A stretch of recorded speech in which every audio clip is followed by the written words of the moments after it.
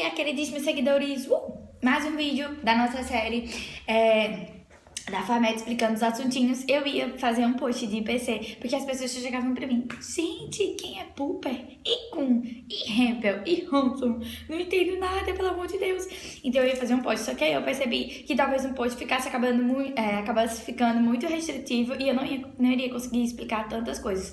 Então hoje eu vou fazer um videozinho, vai ser um vídeo curto, mas vai ser um vídeo super bacana de repasso para a prova de IPC, pro segundo parcial agora, que vai ter na segunda e na terça. Não é na terça. Espero que vocês gostem do vídeo, que ajude vocês bastante, tá? E caso vocês não entendam alguma coisa, ainda podem deixar as perguntinhas aqui abaixo. Sigam o Resmed nas redes sociais, @Resmed no Instagram e Resmed no Facebook. Se inscrevam aqui no canal, gente, aqui embaixo, para valorizar o meu trabalho. E deem like no vídeo, tá? Então, vamos entender todos esses conceitos super loucões dessa prova. Então, começando pela unidade 3, a gente tem que entender os conceitos clássicos de enunciados, de termos observacionais e teóricos. E a primeira coisa importante que vocês têm que saber é, para os clássicos, término observacional é aquele que você pode ver a olho nu, e término teórico é aquele que você não pode ver a olho nu. Ou seja, por exemplo, meu cabelo é marrom preto. Então, meu cabelo marrom preto você pode ver, mas o gene que determina, então ele é um termo observacional. Já o meu gene que determinou meu cabelo marrom preto você não pode ver, então ele é um término teórico, tá?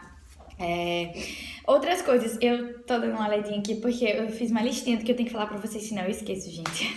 São muitas coisas. Então, a gente vai pros enunciados, certo? A gente tem os enunciados observacionais e os teóricos. Que são enunciados observacionais? São aqueles que estão cheios de termos observacionais que você pode ver a olho nu. Termos teóricos, enunciados teóricos, são aqueles que têm términos observacionais, mas tem no mínimo um ou mais términos teóricos, tá, pessoal? Aí a gente tem o enunciado singular e o geral. O singular é que ele fala de uma ou de poucas coisas. O geral, ele vai falar de uma classe de coisas todas, de um grupo de coisas. Aí a gente tem os enunciados básicos, que são super importantes, porque, por exemplo, as consequências observacionais são enunciados básicos. O que são enunciados básicos, Karen? São enunciados singulares, ou seja, falam de uma ou de poucas coisas, e observacionais, ou seja, só tem termos observacionais. Aí a gente tem as generalizações empíricas, e elas são sempre observacionais também. A gente tem as universais, que você pode refutar, mas não verificar. E você tem os empíricos existenciais, que você verifica, mas não refuta. Eu dei um exemplozinho aqui, ó. Todos os corvos são negros. É universal. Por quê? Porque você pode refutar se você achar um corvo branco, mas você não pode verificar, porque você não tem como olhar se todos os corvos do mundo são negros, certo? E o outro exemplo é: existem corvos negros. É existencial. Por quê? Porque você pode verificar, mas você não pode refutar, porque, tipo, você não tem como procurar todos os corvos para saber que existe pelo menos um negro, tá? E a gente ainda tem aqui o enunciado teórico, que tem ao menos um término teórico, tá? Lembrando que esse teórico pode ser enunciado teórico puro ou teórico misto. Como assim? Teórico puro só tem términos teóricos. E teórico misto, eles têm términos observacionais e términos teóricos. Quando a gente passa para a parte de contrastação de hipóteses, a gente vai ter vários tipos de hipóteses diferentes, certo? A gente vai ter as hipóteses subsidiárias, que são as consequências iniciais, que são pressupostos na contrastação. A gente vai ter as hipóteses auxiliares, que elas podem ser gerais, tá? São enunciados gerais, que podem vir de outras disciplinas, tá? Outros estudos da ciência, outras frentes da ciência. A gente tem a cláusula ceteris paribus, que é assim, não há questões relevantes que não foram tomadas em conta, tá? A gente sempre vai ter isso. A gente tem a hipótese ad hoc, que é tipo assim, que ela vai negar uma das, se você tiver que usar, ela vai negar uma das hipóteses, tipo, digamos que a consequência observacional venha negando a hipótese geral que a gente propôs.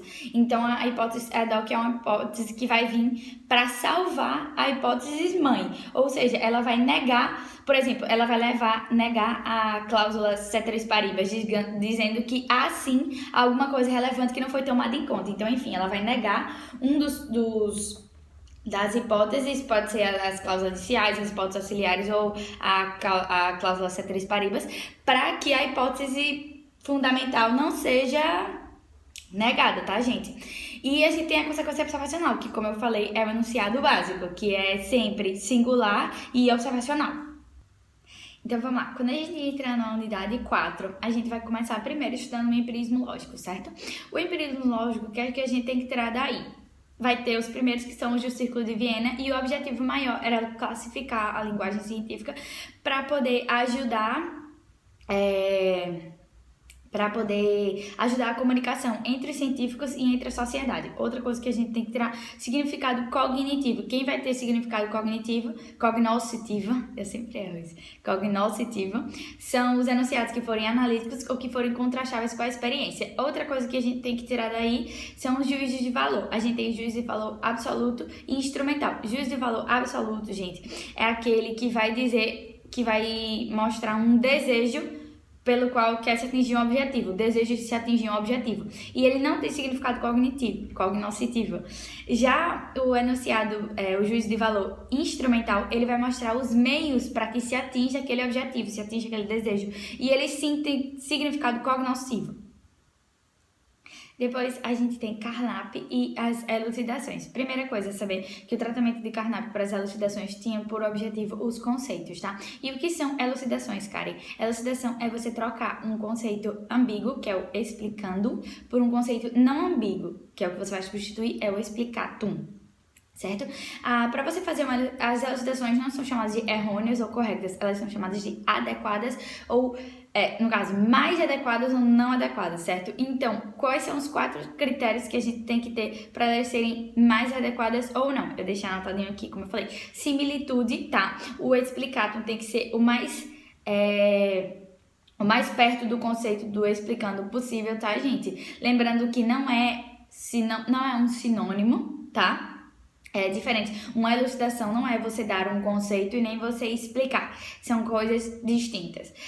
Exactitude, que é o explicatum, tem que ser o mais exato possível. Fertilidade tem que ser uma elucidação frutífera e interessante, tá, gente? E a simplicidade, a elucidação, o explicatum tem que ser o mais simples possível. Os 2 conceitos mais levados em conta são os 2 primeiros, similitude e exactidade. E acho que é isso, né? Sim, aí eu tinha botado aqui a diferença entre elucidar, definir e explicar. Elucidar é você trocar um conceito ambíguo para um conceito não ambíguo. Definir é você dar um sinônimo, certo? E explicar é você eu não sei a tradução dessa palavra, mas explicación es la subjunción a leis generales. Basicamente isso. Então, é isso. Vamos para o próximo tópico. Então, partindo para os fundacionistas e para a tese de la carga teórica da observação, o que é que a gente tem? A gente tem os fundacionistas que vão defender que os enunciados básicos podem ser contrastados através da experiência. E a partir da tese da carga teórica de observação, a gente vai ver que não é possível por meio do pensamento de Popper e de Hanson. Popper é tese da carga teórica dos enunciados básicos, porque Karl Popper vai aparecer e vai dizer que os enunciados não podem ser contrastados por meio da experiência. Por quê? Porque os enunciados básicos dizem mais do que a experiência pode contrastar.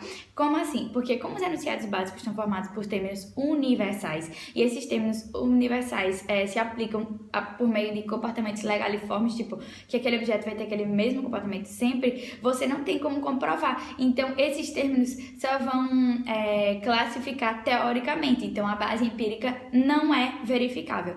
E Hanson vai dizer que o nosso aparato perceptivo impõe formas às sensações que recebemos, ou seja, a observação não é de toda verdadeira, certo? Então a conclusão, por meio dessa tese da carga teórica da observação, é que você não tem como contrastar, você não tem como dizer se os enunciados básicos vão ser contrastados por meio da experiência. Por quê? Porque os enunciados básicos dizem muito mais que a experiência pode contrastar e porque a observação não é de todo fiável. Depois a gente vai ter os estudos de Thomas Kuhn, que vai criticar a teoria de Popper. Thomas Kuhn era um historiador da ciência e ele vai criticar a teoria de Popper por 3 pontos. Primeiro, porque ele diz que as teorias desde o seu nascimento convivem com casos refutatórios e nem por isso são refutadas, porque não se refuta uma teoria por se corroborar outra, e porque a história da ciência não é uma associação de conjecturas e refutações. Ele vai dar 3 períodos que a gente tem que estudar. O período de ciência que a gente tem que conhecer é o período de ciência normal, o período de época pré-paradigmática e o período de crise e revolução científica, tá? O período de ciência normal é aquele onde todos os esforços dos científicos estão voltados para a resolução dos rompe-cabeças de um paradigma só. O período de pré-paradigmático é aquele onde se tem científicos, mas não tem comunidade científica, tá? Você ainda tem várias escolas científicas com vários pensamentos diferentes, antes de você ter um paradigma mesmo. Por isso é chamado de época pré-paradigmática. E a gente tem aquele período de crise e revolução científica, que é o período que as anomalias do paradigma começam a cobrar relevância. Como assim, Karen? Elas começam a aumentar de número ou elas têm uma necessidade, elas têm uma importância frente a uma necessidade social apremiante, ou aumenta o número de científicos tentando resolver, ou o número de buracos em áreas diferentes desse paradigma, aí você vai ter uma revolução científica. Quando, por exemplo, um novo paradigma reemplazar por completo o paradigma anterior. Aí o que é que a gente tem? A gente tem incomensurabilidade e progresso. O que é isso, Karen? Incomensurabilidade e progresso você não tem como fazer comparações com dois paradigmas diferentes e ver se um é superior ou inferior que o outro. A partir disso, a ciência vai progressar, mas ela não progressa, não é um progresso cumulativo e até a verdade, tá? Outra coisa que a gente tem são as generalizações simbólicas. O que diz basicamente as generalizações simbólicas? As leis especiais não podem refutar as leis fundamentais, pois as leis especiais não se deduzem das leis fundamentais. Aí, outra coisa que funciona também é a questão dos exemplares. A gente aprende, a gente se faz ciência como uma pessoa aprende o idioma, por meio de exemplos. Então, é por meio de exemplares, por meio de aplicações, tá? Acho que é só isso. Sim, e os paradigmas, gente, eles podem ter entidades distintas, podem ter términos distintos, mesmo que um reemplace o outro, esse novo que reemplazou o antigo, ele pode mudar os términos, então ele pode ter soluções de problemas diferentes, mesmo problemas diferentes. Então, é basicamente isso que a gente tem que saber de Kuhn. Então, depois, gente, a gente vai ter o Karl Hempel, e ele vai dizer que a distinção, ele vai focar na distinção conceitos teóricos e não teóricos, e ele vai dizer que a distinção entre os conceitos não lógicos é que a gente tem conceitos que são, como é que eu posso dizer? Que são supostos ali na teoria, e a gente tem conceitos que são pressupostos na teoria, e a partir disso a gente vai ter os princípios internos e os pontos. Os internos são os que caracterizam aquele cenário ali, e os princípios pontos são aqueles que pegam aquele cenário e relacionam com experiências já examinadas, certo? Então, a partir disso, você vai ter um vocabulário teórico e vocabulário teórico antecedente. E esse antecedente, os términos não têm como ser qualificados como observacionais, já que eles não... Tem escrito aqui. Não são observacionais porque os términos não são observacionais em um sentido intuitivo e estreito, tá, gente? Aí você vai ter os términos teóricos T e os términos teóricos antecedentes em T, tá? Que, tipo assim... Eu vou dar um exemplo pra vocês. É um término que, tipo, você vai ter, por exemplo, a lei da velocidade, que vai falar sobre a aceleração, por exemplo. A lei da aceleração que vai falar sobre a aceleração. Só que, por exemplo, se você já conhecia o conceito de massa antes, esse seria um conceito antecedente, porque ele antecede, ele já existia antes dessa teoria. E, tipo, o conceito pressuposto na teoria, não. Ele ele começou a existir a partir daquela teoria, certo? E aí, o que é que a gente mais tem de Karl Hempel? A gente tem a questão da autojustificação, que ele diz que, tipo assim, você tem uns términos que não necessariamente se os términos estão cheios de carga teórica, eles não necessariamente estão cheios de carga teórica da teoria que estão contrastando, ou seja, os términos não têm como se autojustificar. E, por último, a gente tem a questão das leis fundamentais. Para Karl Hempel, as leis fundamentais são tanto formadas por términos não teóricos, quanto são formadas por términos teóricos. Aí ficam T teóricos e T não teóricos. Isso. Então, gente, depois, por fim, a gente vai ter o estruturalismo metateórico, tá? O que o estruturalismo metateórico diz? Ele também considera a distinção teórico e não teórico, só que enfocando relativamente a uma teoria, tá? Ele vai falar sobre a questão dos termos não teóricos, que eles podem ser aplicados em prescindência dessa teoria, ou seja, se essa teoria for prescindindo ou não existisse. Já os termos teóricos não têm essa capacidade, tá, gente? É que ele fala que as leis fundamentais também, elas são formadas por términos teóricos e términos não teóricos, e que as leis têm campos de aplicação. Aí os campos de aplicação nós temos dois, o campo de aplicação pretendido, que é o maior e é onde essa teoria quer se aplicar, e temos o campo de aplicações exitosas, que é onde ela já foi aplicada e já foi aplicada com êxito, tá, pessoal?